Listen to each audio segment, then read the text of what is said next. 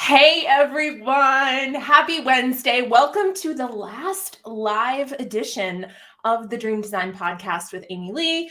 I am so excited to be here with you in person, live in the flesh, and I had to go out big when it comes to the live podcast. Now, before you guys freak out, the podcast is staying, right? We're still going to have the podcast. However, we're going to be doing it, we're going to be releasing it on Wednesdays as a broadcast, but we're actually going to be recording it privately. And so what's that is going to allow is for me to really get in deep with the guest and not have to worry so much about the audience.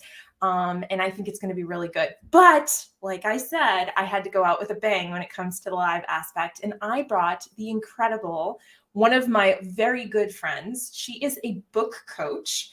And she has the most amazing energy and personality. So I'm so excited when I come back with the incredible Camille Campins Adams. You're listening to the Design Your Dreams podcast with Amy Lee, the show that challenges you to stop chasing your dreams and start designing them. Each week, I invite powerhouse creators who have built their dream businesses to come and share their words of wisdom and stories of courage. It is my hope that through the journeys of these incredible dream builders, you too will be inspired to design and build a life and business beyond your wildest dreams. Well, hey, welcome back, everyone. I have Camille here. She is amazing. I got the pleasure of hanging out with her in Destin, Florida at the retreat for the business that we're building together. And she's amazing. And I knew that I had to have her on the show. So without further ado, please help me welcome on the last live podcast, the incredible Camille. Welcome, Camille. Hi, Amy Lee. I'm so excited to be here. And I had no idea I was going to be your last live. So I am so honored. Very honored. Yes, ma'am. Okay, so let's get right into it. So you are a book coach. I'm guessing that probably isn't what you said. When I grow up, I want to be a book coach, right? Oh, no, not at all. Actually, I wanted to be a doctor. So tell me a little bit about the trajectory, how you went from whatever it was that you thought you were going to study to building your dream business as a book coach. So, Amy Lee, to be honest, I never in a million years thought I was going to be a book coach. When I was little, I really did want to be a doctor. And then I realized that I can't see like trauma. And I'm like, okay, this definitely isn't for me. But I do remember, and I have this, I actually have, I've written my memoir. I'm working on a memoir. And I remember being really young before I could even read and holding The Yearling in my hands, this book that was, an older book with the yellowed pages, and just holding this book and thinking one day I'm going to be able to read this. Like I was so excited about holding this book in my hands. And honestly, like as I got older, I was a pretty good writer. I didn't really recognize my own writing abilities. But I did have teachers always tell me that I was a phenomenal writer, and I won writing competitions and poetry competitions. And these are things that like, I guess I took for granted. And I was like, I always underestimated my own gifts. And I think a lot of us have a tendency to do that. And so, as I got older, I followed my sister's path when I got out of high school because she was a successful businesswoman. And I said, you know what, I'm just going to go into business. I'm going to do what she does, which she was a realtor, making really good money in Miami during 2005, right? When the market was crazy.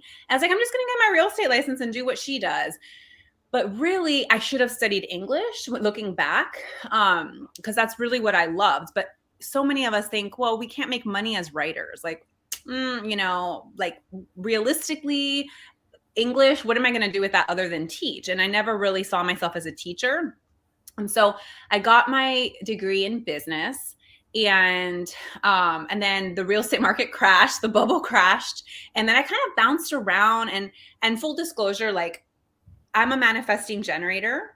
I'm multi-passionate. I am also a 2-4. So I'm one of those people that, doesn't necessarily see my own gifts. Other people see my gifts. And then I have to kind of like grow into my gifts because of what other people are telling me. So that's kind of what happened in my life.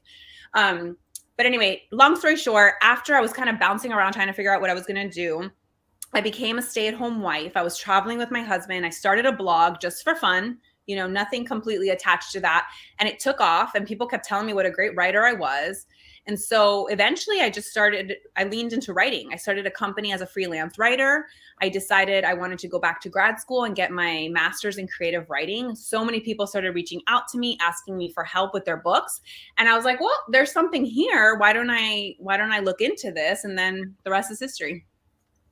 That's amazing. And just hearing you tell that story, I can't help but ask. I don't think I've ever asked this on a podcast, but I know your background a little bit. And I want to know, you grew up with a very holistic parenting style, right? Like, you've always known about the law of attraction. You've always known about possibility. Most of us don't have that, right? Like, most of us kind of grew up with parents that are like, go get a good job, do all the things. So I would love for you to speak to a little bit about how you feel like that shaped your mindset, because you had an upbringing that was a little bit more aware. Mm-hmm. So to be honest, okay, so my upbringing, my parents were Catholic, but we weren't practicing Catholics. And my mom has always been into like that whole, the metaphysical world. Mm-hmm. But to be quite frank, when I was growing up, my mom was very tied and connected to the material world more than the spiritual world. She really came into that more when I was in college. And actually, right after I graduated high school, I started going to this little hole in the wall place by our house and doing meditations and Reiki and all the things that the natural, I was like always head to toe with natural stone jewelry. And that started right around when I was 17, 18. But, I really wish I would have known then more about like human design, because human design was really like a light bulb for me where I was able to accept, right? Isn't it incredible? Like, my mom's a projector. So I think that there's context there, right? Because my mom is the one that's more of like the spiritual, like she went and studied to become a shaman, and she's a shaman and she's a Reiki healer and all the things. But my mom's a projector. And so it's different than me in the sense that like, I never felt understood. My sister's a generator, my dad's an MG, but my dad, he's 78 years old. Like, it's a different world growing up in his time than our time. And I think for me, like, my sister would tell me and my mom would tell me that I was all over the place, that I couldn't, why can't you just pick one thing and stick with it? And then now I realize it's like, because I'm an MG and I'm multi-passionate, and that's okay. Like, I'm not made to just do one thing, and that's perfectly fine. Mm-hmm. But I wish my mom was as enlightened when I was younger as she is now, because I do think it would have shaped me even more, and I would have felt more accepted and seen. And I think I struggled with being seen, and I think that that's a common thing for MGs. It's interesting too that you're a 2-4, because like my husband's a 2-4, my best friend is a 2-4. Like, there are a very finite amount of people that I'm really close with, and all of those people are either a 6-2 or a 2-4. Like, oh my gosh, my husband is a 6-2 and my daughter's a 6-2. That's so fun. Like, Chrissy's a 6-2, Gabby's a 6-2. It's crazy. I wonder what Michelle is. We need to find out. Yeah, she doesn't know enough about it, but I always bring it up because I'm pretty sure she's an MG. Maybe she's the generator. I don't know. I just want to know her numbers. I'm just curious, because it's like everyone I click with is in like this finite amount like of numbers. Okay, so enough about that. So let's dig into the book coach thing, because a lot of people are here for that information, right? So you help people write their books. What do you feel is the pain point, the bottleneck that keeps people from just writing a book? Like, why do they need you? So I think a lot of people know that they have a story to share. They have something in their heart. They have a desire to write. But for some reason, we really, really overcomplicate it. We start questioning and doubting, and we get in our own heads, and we don't just do the work. And so I find like with a lot of my clients, we work a lot through clarity and helping get them clear on what that book idea is. And you might have multiple book ideas, but you're going to have to settle on one, right? So what's the one that you're going to write now? And then it's about creating healthy habits, really prioritizing your writing. And I will say, like, when I first got called to this, so I went to grad school, obviously, and I got a master's in creative writing. For me, I love the craft of just writing. I'm helping a lot of people write their books, but I also feel that there is an innate intrinsic kind of benefit to just writing itself and being able to write for the sake of writing, right? It's very healing. It can be very cathartic. There's actually a book I'm reading right now that I recommend to everybody, and it's called The Power of Writing It Down. And it is all about how we are all writers, right? Like when you go, like this lady, the author, will go, and I don't know her name off the top of my head, I'm so sorry, but like she'll go to an event and she'll like ask, like, how many of you identify as a writer? Very few will raise their hand. Maybe a few might be like, over here, maybe, like maybe 5 people in like a crowd of a lot, right? Of hundreds. But then she says, okay, well, how many of you write at least 3 texts, emails, or social media captions a day? And that's pretty much all of us, right? We're all writers. Writing is a part of being human. It's a part of communication. And so we should all be writing more, and we should all really be identifying ourselves as writers. And so I think for me, a lot of the work I do is working with authors to help them understand that they are creative, that they are writers. And there's people that aren't understanding the MG, and I had a feeling that might happen.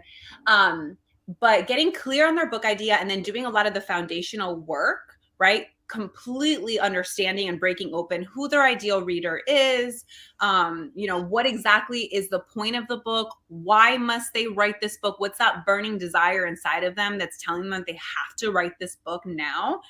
And then getting the writing done, holding them accountable, and emotional support for writers, because, the writing process is a very emotional process. It's actually very, very cathartic. It's cathartic, right? And it helps with self-discovery. Anne Lamott, one of my favorite quotes is, I write because I don't know what I think until I write. And when I read that quote, I was like, oh my gosh, that is me. Like, and that is actually a lot of us, believe it or not. That's why the writing practice is something we should all be doing. We should all be journaling. We should all really be putting our words down on paper more than we are. I actually feel a lot healthier when I write. Like, I know that sounds kind of crazy to people out there, but when I do like long form posts in my group and I get to see that like I've shared a story or something from, something that happened to me that I feel like can help them, there's like a healing that goes on. It's like, I feel like when you write something, you're almost creating another being. Like, in a way, you're creating something that has its own living, breathing story. I used to write a lot of like sci-fi, young adult fiction and stuff like in high school. And those characters were like alive, like it was like you're creating something when you write. And when you, and another thing, and I know I'm totally going on a tangent, but I can't wait to hear what you think of this. So the more that I study quantum reality and quantum physics, the more I realize that our memories are actually not what really happened. Like, our eyes do not have the capacity to connect to our brain in such a way that they can take in all the information. So a lot of what they remember, they make up based on what they know or like what's around, right? So a lot of our memory isn't accurate. And what we think happened didn't actually happen the way that we thought that it did. So one of the things that I've been doing a lot, especially in my manifestation practice, is doing what's called revisioning, where at the end of the night, I rewrite the day the way I wanted it to go. And it's been really tremendous. And I bring all that up to say, when you're helping people write their memoirs, they're writing things the way that they remember them. They're not necessarily really writing what actually took place. And so in that, it's creating a whole other entity. It's like when you read, like, I love to read the 50 Shades books. And when they came out with them from Christian's point of view, right? Like, all of a sudden you saw the same story, but it was very different. It was a very different frame of reference. So by helping someone create this chronicle of their past, they are in effect creating an entity that could then theoretically be created from another aspect of that same relationship, right? In a different entity. So it's a really powerful process that I think people are like, oh yeah, I want to write a book, but like, it's memorializing a point of view and a moment that if you don't do that, you don't have the benefit of that experience. It's so crazy. You're like coaching me right now, right? Because I'm going to be honest. So when I was in grad school, I wrote my memoir. I haven't published it yet because you know what? I'm not that same person, right? Like we're always growing, we're always evolving, we're always changing. And I, at 34, can look back at what I wrote when I was 28, 29, 30 and wonder, is that the perspective? Or like, because it's almost like now you're opening that scope up and you're kind of you have time. And this all kind of relates to the quantum physics too, where it's like there's multiple realities happening at the same time, you know, and my perspective, that's why it's really challenging with memoir, because a lot of people get caught up in, oh, people are going to call me out on this and they're going to tell me that that's not what happened and this and that and the other. But when you're writing memoir, it is just your truth, your perspective. It's not everybody else's, because you can't capture everybody else's perspective. All you can capture is your own, right? And even yours might change in a couple years, but you do the best you can and you try to honor the relationships that were a part of it. I mean, memoir is it's the hardest genre to coach. It's the hardest to write, because there is that aspect to it, right? That you have to take into consideration. Business is a lot easier because it's like, okay, this is my framework. Usually you're writing a framework or using your framework and creating a book out of it. And that's much more cut and dry. Memoir is the one that, honestly, a lot of memoirs come into book coaching and they don't necessarily ever publish. Sometimes you write it to share it with your family, to leave a legacy, to just have it and to kind of go through a self-discovery and healing process in that journey. And that's just as, beneficial. And I think that the coaching, I know, like with the book that I was recommending, The Power of Writing It Down, she talks about how she's coached very successful business people who want to sit down and write a book. And then they go through this incredible self-discovery and they decide they're closing their business, they're shifting, they're going to do something completely different. And they're like, I would have paid you for that all over again, because it was a process of self-discovery. And so the outcome not really being tied to that outcome of having to have a book, allows you to kind of step away and enjoy the process and the journey of writing, and not just be so hyper focused on what that outcome is and what's in it for me, if that makes sense. Like, yeah, and understanding that the catharsis or the discovery or the epiphanies that you'll have from writing are the reward in and of itself, regardless of whether or not your book gets published. And now we even have, you can publish yourself. Like, you don't even need to go have the laundry list of rejections or whatever, like we saw in all those, movies where there's like a writer and they have like the basket full of rejections. Like, yes, there are absolutely still publishers. I mean, I, did my book with a publisher, but you also are no longer burdened by this idea that you have to get someone's permission to put your message out there. You don't. No. And that's another thing, like to kind of clarify, because not everybody understands the paths of publishing. There are multiple paths to publishing. And before, you used to have to go through the process of either having an entire manuscript already written, or having a proposal. In many cases, you have to have the proposal anyway. And basically a proposal is like a whole marketing plan for your book, right? You have to identify and understand the marketplace, where your book's gonna sit on a shelf, who the reader is, what your author platform, like how many followers, how big is your email list. These are all things that agents are looking for. And then you basically have to shop your book idea around to agents, cross your fingers and hope that someone says, hey, this is a really cool book idea. I want to represent you as an agent. And then that agent is effectively a broker trying to sell your book to a publishing house. And that was what, for a long time, was the only way to really get published. Now, traditional publishing is kind of, I don't want to say it's a dying industry. It's not.